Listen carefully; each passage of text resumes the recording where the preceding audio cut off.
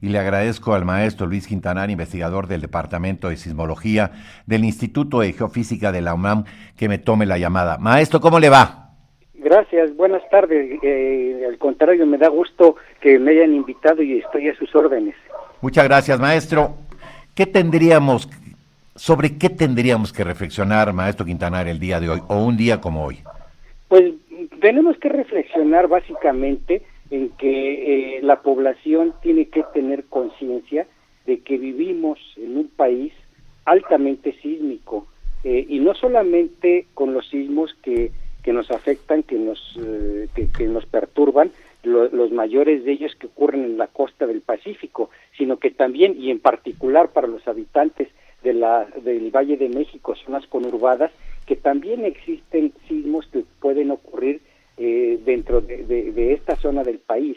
Entonces, digamos, la principal nota para reflexionar, a mi modo de ver, es que debemos de concientizarnos en que al ser México un país sísmico y para lo cual no hay remedio, o sea, no podemos mudarnos, entonces lo mejor que podemos hacer es estar preparados. Mientras no lleguemos al nivel de poder predecir los sismos, entonces lo único que nos queda como especie humana es estar preparados, y esto solamente se logra ya sea como con los simulacros como el del día de hoy, pero también para estar preparados para vigilar las construcciones donde habitamos, para vigilar que no haya fallas en las estructuras, para poder evitar en lo posible las desgracias humanas como se han dado en el pasado. Si usted muy bien, maestro Quintanar, no nos podemos mudar de aquí, no nos vamos a ir a otro país, vivimos en una zona sísmica y lo mejor que podemos hacer es tener una cultura de la prevención. Le diría yo a usted, si le parece, que a partir de aquel viejo sismo del 85, los mexicanos y las autoridades en todo caso hemos avanzado en la prevención de esto. Le digo dos cosas. Primero, por parte... Claro, sí, evidentemente es cierto esto, y baste con dos ejemplos. Antes de 1985 no existía el Sistema Nacional de Protección Civil, se creó justamente después de esos sismos. Y la otra muy importante, que se creó a partir de 1986, el Sistema de Alerta Sísmico de la Ciudad de México, que ahora, bueno, también sirve a otras grandes ciudades del centro y sobre todo sureste del país. Entonces, estos son dos avances que se han dado y que han podido, de alguna manera, han evitado pues mayores desgracias, y que nos han avisado sobre grandes sismos cuando ocurren, y que nos dan ese pequeño espacio de unos cuantos segundos que son, digamos, vitales para fines de sobrevivencia, sobre todo de evacuación en construcciones. Una respuesta más. Habla usted de logros, y a mí me parece que sí, los ciudadanos creo que hemos avanzado en una cultura del cuidado, la prevención, de sismos, saber qué hacer. Y las autoridades me parece que también, los científicos, digo, la ciencia nos ha regalado estos segundos que son pues vitales para ponerse a salvo. Pero yo le preguntaría, por ejemplo, en términos de reglamento, y con el tema de la construcción, porque qué duda cabe que en el 85 se cayeron miles de construcciones, no estoy exagerando, miles de construcciones, ¿sí? Entre casas, edificios, en fin, hemos avanzado en eso, y la ciencia también ha avanzado en hacer, pues yo no digo que edificios que no se puedan caer, porque pues uno nunca sabe la fuerza de un sismo, de un temblor, pero hay edificios que realmente hoy son antisismos, ¿no? Porque tienen estos pilotes hidráulicos, y si el reglamento en la construcción, pues de los edificios de vivienda y todo esto, ahora garantiza pues que puedan aguantar sismos fuertes, maestro.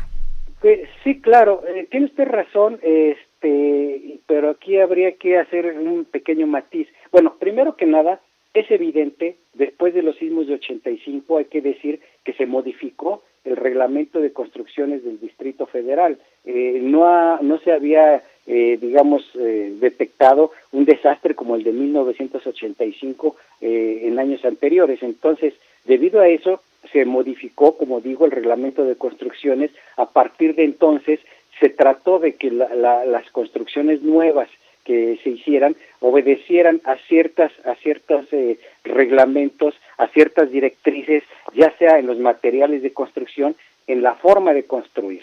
Entonces, digamos, a lo largo de esos años, entre 1985 y 2017, hubo muchas construcciones que pudieron resistir al sismo del 19 de septiembre de 2017, que dicho sea de paso, fue de magnitud menor que el de 85, pero a una distancia mucho menor que aquel. Entonces, pues sí, efectivamente, en 2017 hubo muchas edificaciones que soportaron estos embates de las ondas sísmicas, otras no. ¿Y a qué podemos atribuir esto? Bueno, es evidente que cuando se trata de seguir un reglamento de construcciones para hacer las estructuras más sismorresistentes, pues evidentemente hay que hacer una inversión mayor tanto en materiales como sobre todo en la forma de construir. Desgraciadamente, pues no todos los edificios se reforzaron, no todos los edificios nuevos se construyeron bajo ese reglamento, y lo que sucedió fue que la mayoría de las construcciones colapsadas en 2017 fueron aquellas que no obedecieron a aquel reglamento de construcción. Digamos, y baste un ejemplo, ¿no? Es evidente que cuando no hay suficientes, digamos, columnas que sostengan una construcción, cuando venga un sismo, esa va a ser la parte más débil donde va a fallar la construcción. Lamentablemente, en nuestras construcciones modernas, generalmente se utiliza, digamos, la planta baja para hacer estacionamientos, sobre todo en los modernos edificios de departamentos. Ese es un error que hay que corregir, sobre todo, digamos, si se quiere conservar esa forma de construir, hay que reforzarlos.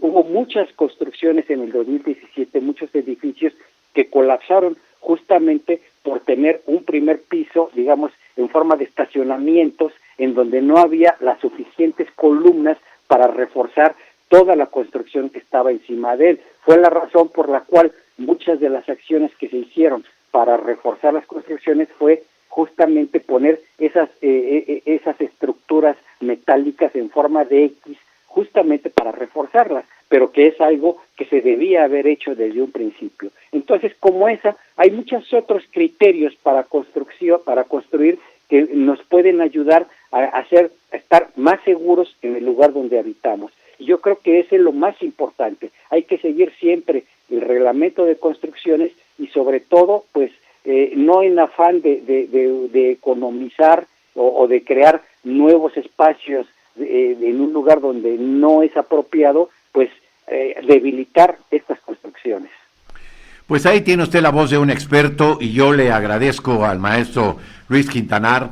Él es investigador del Departamento de Sismología del Instituto de Geofísica de la UNAM, que nos haya ayudado a entender cómo tenemos que mirar el 19 de septiembre, pero de este año, a la luz de lo que ha sucedido. Maestro, muchas gracias por su participación. Gracias a usted por su invitación, es muy amable. Al contrario, maestro, muchas gracias a usted.